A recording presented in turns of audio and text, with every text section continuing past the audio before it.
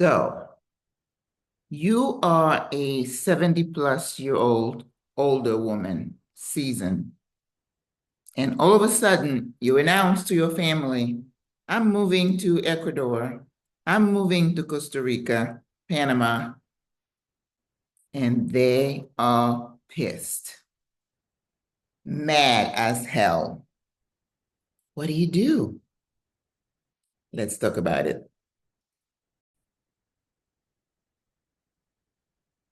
Hey, friend. Deciding to move abroad, to retire abroad as a single older female is in itself uh, a decision that requires a lot of thought, a lot of courage to just leave everything. And I've talked about that in some of my videos. But one of the people who watches my videos made a comment the other day. It's like, I'm 70 plus and I want to move to, I believe, Panama, but my daughter is mad. And she asked if I or anybody else have ever addressed that topic. I haven't checked to see if other creators have, but because I relate to her situation in a way because of age and demographics, I thought maybe I'll take this one and we can have a little conversation about how to handle the situation. Okay, so that's what we're going to talk about. If your family is pissed about you deciding to move abroad, how do you handle it? Because they're still your family. You still love them. What do you do? What do you do? Before we go any further, I'd like to reintroduce myself to you if you don't know who I am. I am Maggie. I'm a retired nurse practitioner of over 43 years. You know what? Every time I think about that, I'm blown away that I was in the workforce for that long. Yeah, I was 18 when I started, maybe 14. Yes, I have been retired in Panama for the last almost 2.5 years and absolutely loving it, still loving it. Te amo, Panama. I am also the creator of SWRA, Single Women Retiring Abroad, a group of sassy older ladies who have made the conscious decision, like my sister, to retire abroad, live our best life, create community, create a model of aging abroad that is sustainable while we reinvent ourselves. If any of this is of interest to you, I invite you to give the video a thumbs up, click on that thumb up, share the video with whomever, anyone who you might think or might be experiencing the same situation we're going to be talking about so they can listen and get some insight. And also, I ask you to please subscribe to the channel. I thank you so much for doing that. I'll wait till you click subscribe, like Stephanie Perry said. So, how do you handle family members who are not only not supportive, but just mad? How dare you? How can you? How could you even entertain the thought of moving away? Like I said, you're not moving into another state. You're moving across the pond. You're going to take a plane ride to another country. You're going to be in a different environment with different people. How can you bear to leave your family? That's the question they're asking. And then after they start digesting the information, then they get mad. Mom, you a sellout. How can you do this to us? How can you break the family up? How can you leave your grandkids? How can you leave me, your child? We've even had couples where member, one partner leaves. Now, I don't know how that works. That might be really difficult, but deciding as a single older person to move can be traumatic, not just for you, but for the family. So the way I want to talk about it today is I'm going to set the framework to show you as a person what predisposed you to being able to make that decision so late in life? Because when somebody is in their 30s and they say, I'm moving to Thailand, I'm moving to England, it's like sexy, you know, you more experiences, you're going to learn a new language, learn new culture, new food. It's adventurous, it's exciting, and people feel a little bit envious of you. Well, how old are you? You in your 60s, in your 70s? You're no spring chicken. What do you know? What do you know?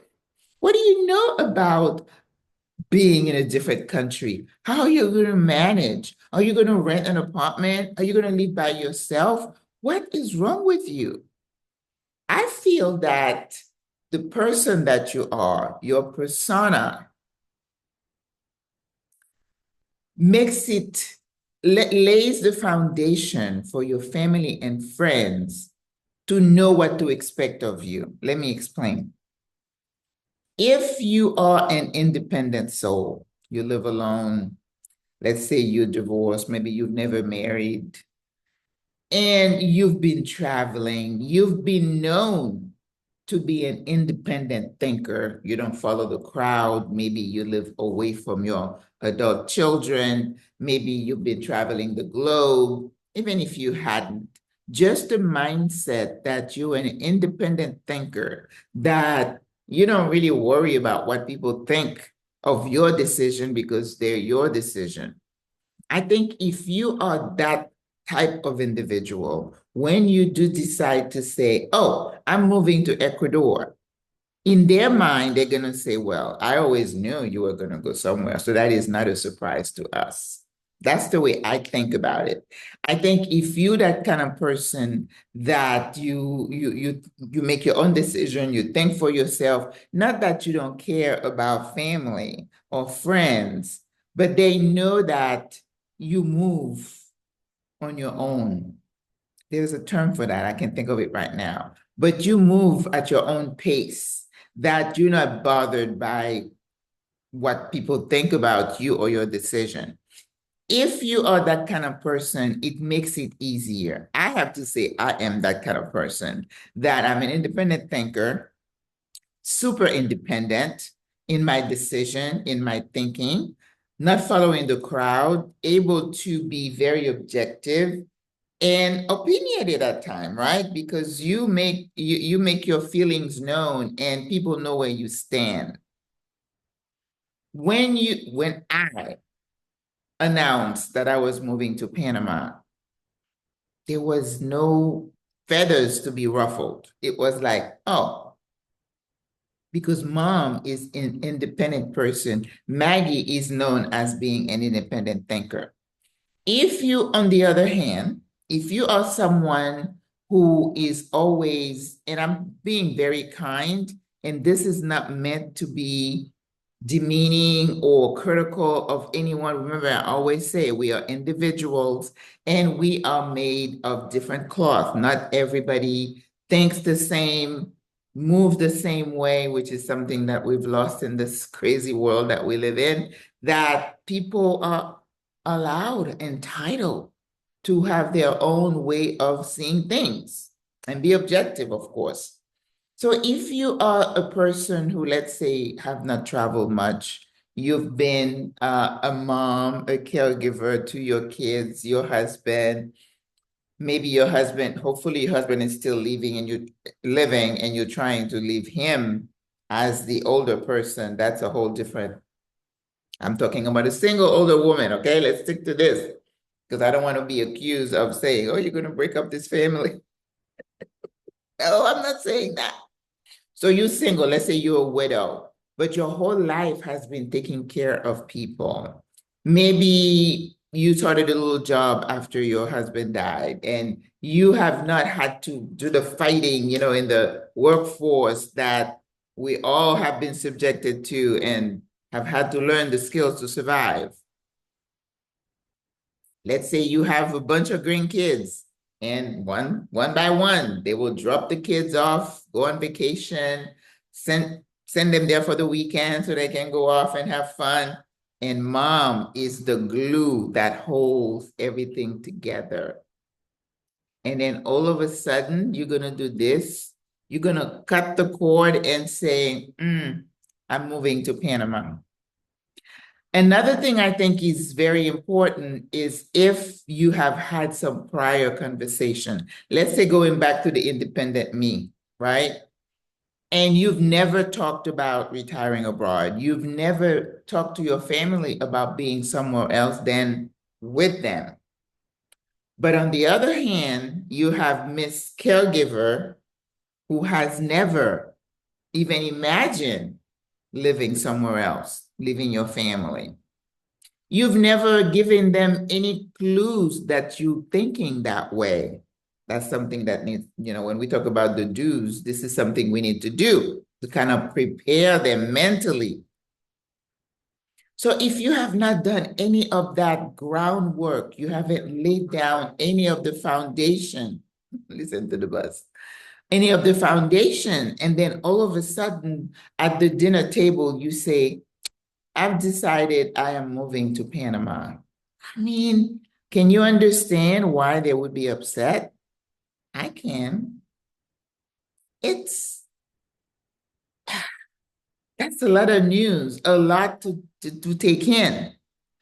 Another thing to consider is that as we get older, have you been proactive in seeing in the future as to how we're going to handle things when, it's not if, we come to a position where we need some help? Have you had the conversation with your kids as to who's going to help mom when she needs help? If you're a widow, when you were dealing with your husband, for example, who was ill, how was that family unit? How was the support? Did they help? Were they part of the decision-making process as to how we're going to handle dad? Did they accompany you to the doctor? Were they involved in the decision for rehab or hospice or whatever? And you as the parent, as the individual, you know your kids, you know your family. And even if you have or have not had the conversation, can you see in the future that if you needed that help, that there was somebody, one or two, or however many of your kids, who would be supportive and embrace the role of caregivers to provide help for you? Because that comes into play. If you identify early on that, you know what, and it's not a criticism, right? Because demographically, from a sociological standpoint, family units, work, it's different. And some of us don't feel right about having expectations of our kids about how to care for us as we get older. And sometimes it's not that they don't want to, they may not be able to. So looking in the future, if you're a visionary, you're going to say, like I did, well, you know what? These kids are scattered. They have their own lives. And you got millennials, Gen Xers. Do they have it all together? Are they open and able to take in additional responsibility of caring for you? I saw the writing on the wall. And I said, you know what? While I can, let me see if I can come up with a plan where I'm going to create something where I can take care of myself with support without having to depend on my kids. And that's why I'm in Panama, trying to create a model of aging that is affordable, first of all, and sustainable without having to put the burden on my kids. So if you have not seen that, and it was like an expectation because that's what you do. You've never talked to them, but what are we going to do when I need some help? And this is a conversation that a lot of people skirt from. They don't talk about it. There's discomfort. They don't know how to broach the subject, right? So I think it helps. And I'm telling people who are, young enough in your 40s and 50s, start having the conversation with yourself and with your kids as to what's going to happen in the future. If the Lord blesses you to get to a certain age where you're going to need help with mobility and whatever might happen, I think you need to have that conversation early. And it's the same, on the same vein, we talk about advanced directives. Have you talked about, well, what would I want done if my heart would stop or if anything happens? People are uncomfortable talking about those things. I'm not. I'm a nurse, I'm not. But I know some nurses who do have a problem with it or would want everything done. Let's come back and think about, this is the framework as to what might cause the reaction that you're seeing right now. Okay? So if you have had the conversation, or you the independent thinking individual who was a visionary and projecting and seeing in the future and saying, I want to prepare for that, when you make the announcement, it might not be such a shock. Okay? But if you've never had the conversation and you the caregiver, you the glue, and all of a sudden you announce that you're moving, yes, you have to expect that. So what do we do? How do we handle the situation? But before we continue, have you subscribed to the channel? Have you given the video a thumbs up? And are you committing yourself to sharing it with your friends? Think you do that. And also, there's a little bell somewhere at the bottom of the screen under the video. If you click on that, it will let you know every time I post a video, which is every week pretty much. I'm trying to post a little bit more often because I see everything is real quiet on the channel. But anyway, YouTube is not my only gig, okay? So what if your family is just beside themselves and they're like, what? What do you mean? What do you mean? And what are you going to do as a 72-year-old woman in a strange country? Well, first of all, I need you to take a step back and understand where they're coming from. A lot of it is out of love and out of fear and out of concern for you. Okay? If mama is my mama, I can just crash there whenever I have an issue. I can come into your house and raid your fridge. What's yours is mine, and they have this kumbaya constant, you really tight. Yes, you have to understand that it is major for them. And if you display a sense of empathy, of understanding, I understand where you're coming from, my sweet daughter. I love you too, but let's look at the situation. Are you in a position to help me when I get old?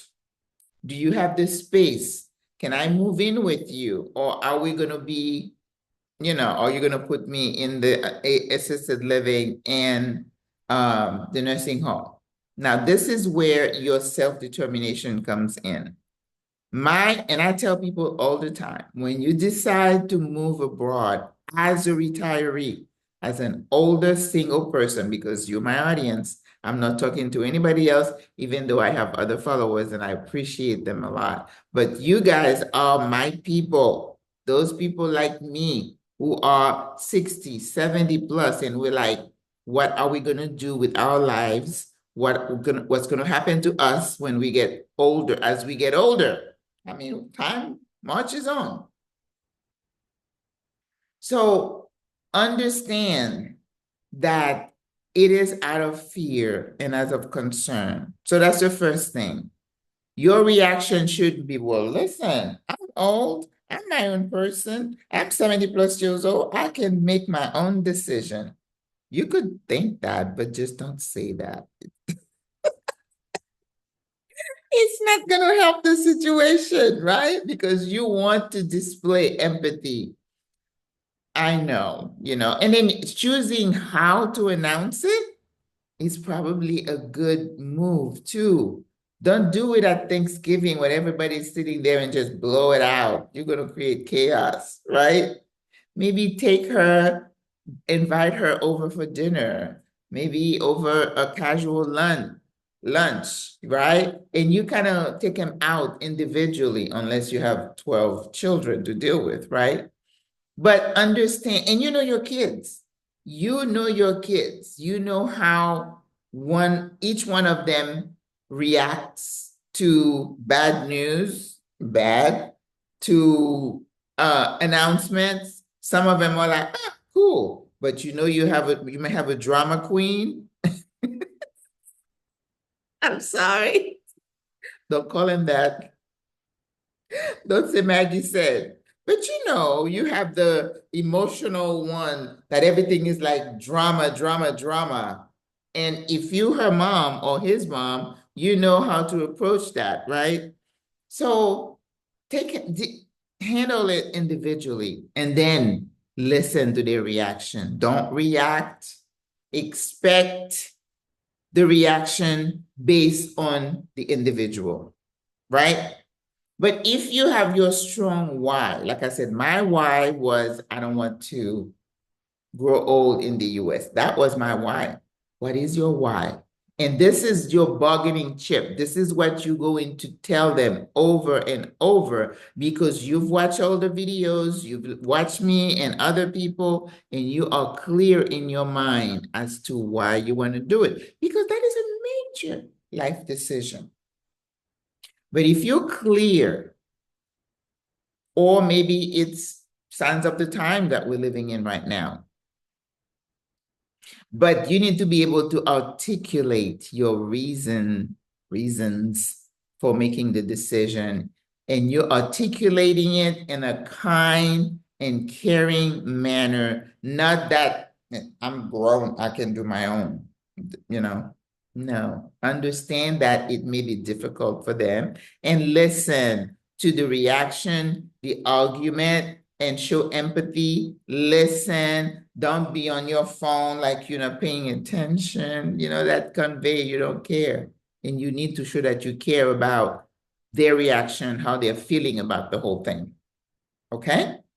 So tell them individually, listen to their concerns, and sometimes one of the things you might do to try to assuage their concerns, like I've met with people who came here on a scouting trip with their adult child. That might be something you suggest, but how about you go with me and we'll check it out? The people like Jewel in Ecuador who already had their adult children here who come over. Let me tell you, I am jealous because they never had to deal with that.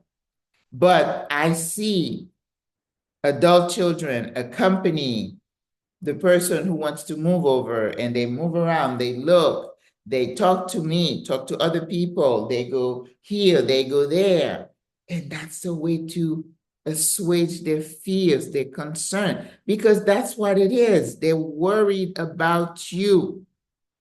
It may express itself as anger, especially if after they voice their concern, their opposition to your decision. And then you're not going to say at the first visit, well, it's not your decision to make, it's my decision. Don't do it like that, sis. Give her a hug and say, honey, I am so sorry. I understand how upset you may be about the decision. Can we talk about it in a week or so? Give him some time to process, to cool off, because I am a big proponent that you don't react to situations in the heat of the moment, because you may say, do things that you regret later on, but then it's already been done. The damage has been done. So show empathy, listen. You don't have to have a comeback.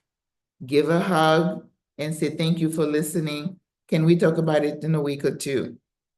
You can continue with your plan because you're a grown woman. But what you're trying to do is try to bring your family over to your side.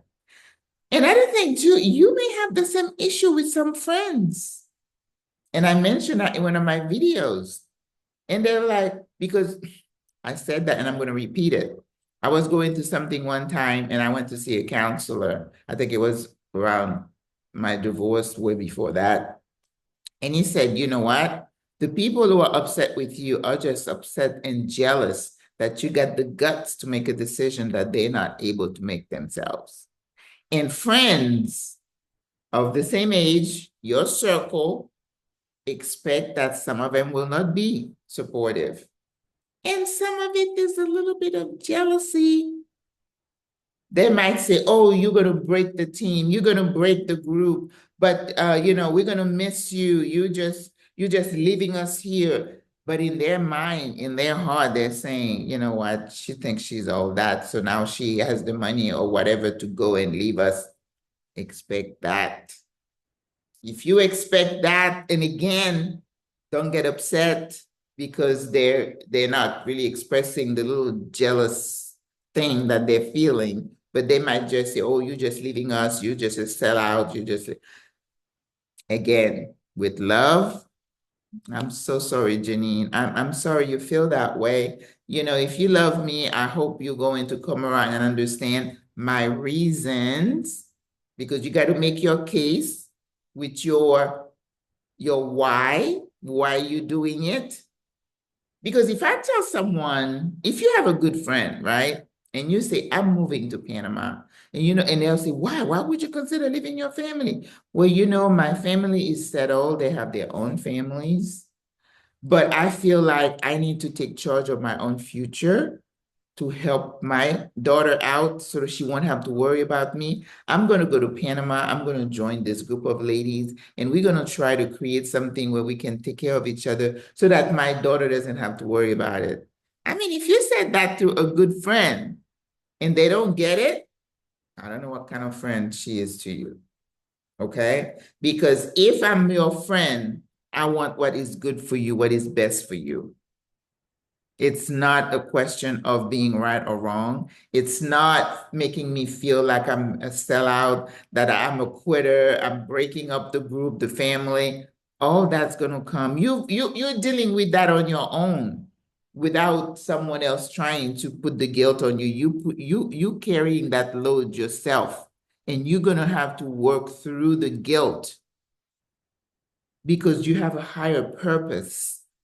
And your moving is eventually going to help them as it's helping you. So I think you have to develop a huge amount of empathy and understanding. So give them some time to process. Don't tell them you're leaving a month out. You need to prepare their soul, their heart for it. Now, if you are in this situation that we are in right currently, and a lot of people feel a need to just escape and get out, I would caution you again not to rush to make a decision without thinking it through, without giving your family a chance to acclimate, to get used to the idea. Because listen, even when you come over here, you still got your family, you still got your kids, you still got your grandkids. And if you're single, you got your friends. And it would be a travesty for you to lose those friendships because you're moving away. Now, you call him again and you get together again and you hug him again and you give him time to get, over the shock. But understand that you might still lose some of them. Some of them may still be angry 3-4 months out. They still won't budge. You know what? If you are clear in your mind, you say, you know what? I've explained my reasons for doing it. And if you love me, you will understand and support me, but you don't expect everybody to give 100% support. Okay? But if after 3, 4, 5 months, they're still not talking to you and they're still angry, sis, you're going to have to move on in love. You always keep the communication open, the calls, the WhatsApp message, the I love yous. When you're trying to get rid of things in your house, you want them to come to your giveaway party, downsizing party, I call it. Let them take what they want, mementos, pictures, things that they want to remember you by. Be kind and generous and patient. And most of the time, they will come around. People need time to process information that they were not ready for, that they may not agree with. But if they are the mature adults and you have had a good relationship with them, they'll come around.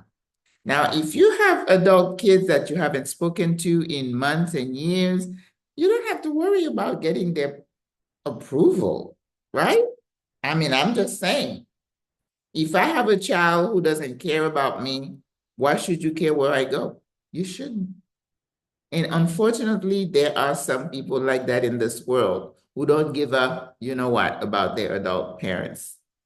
So therefore, you have to carve out your own future. Again, still in love and keeping the lines of communication open. So in conclusion, I wanted to chat with you about that to let you know that it's not something that is totally off the wall, that hasn't happened, that's only happening to you. It's not, sis. But it is a direct result of the relationship that you've had with this person, either your adult child or friends, through the ages, through the decades, through the years. You also, in addition, need to figure out how you're going to share your information. Make sure it is in a not a sterile environment. You kind of have to lay the ground towards, letting them know the news, whether it's at lunch, in a short vacation, when we have an outing, right? You want to also make the case as to your strong why you're doing it, making it make sense to them, speaking their language, knowing the people in your circle, you know how they roll, you know how they react to things. Therefore, you need to adjust how you share the news with who they are, who you know them to be. Give them time to digest the information. Don't rush them through it. They will come around on their own. Invite them to come with you to check the place out, to see that you're not going someplace where they're going to kidnap you, where you don't have electricity, and they might be worried about that. Okay? So invite them to come over. So don't rush to make the decision. Allow them time to process. Okay? But at the end of the day, you're a grown woman. You make your own decision. And I was talking to someone today and I said, everything that happens in the process of moving, of relocating, of retiring someplace, and even after you get to the place, you always bring everything back to your why. Why am I here? Why did I make the decision to come here? What is my why? And if your why is strong enough, then everything falls into place. All right, sis? So you're not alone. Hang in there. Be kind. Be understanding, empathetic, that it is a decision that is, might fracture some relationship. Also, expect that you might lose some in the process. That's the reality of life. But be clear. I call that having clarity. Be clear in your mind as to why you're doing what you're doing and your level of commitment to the process of getting to the other side. And I trust that they will come around and you can repair the relationship, and then you can keep going on and enjoying your life. And also, I always say budget for you to make some trips back and forth so you can go check on them to say, oh, how you doing? You okay? Oh, I'm loving it, right? And if it doesn't work out, it doesn't work out, right? But if you don't take the chance, you don't make the leap, you'll never know. So be grown about your decision and be bold, be strong, be clear, be settled, and everything's going to be okay. And as you know, we are here. We've done it, we've survived it, and we are thriving. And so will you. All right, sis? Don't forget to like, thumbs up, share, and subscribe to the channel. And I will see you in the next video. Au revoir, à la prochaine. God loves you. I love you. Bonne journée. Bye.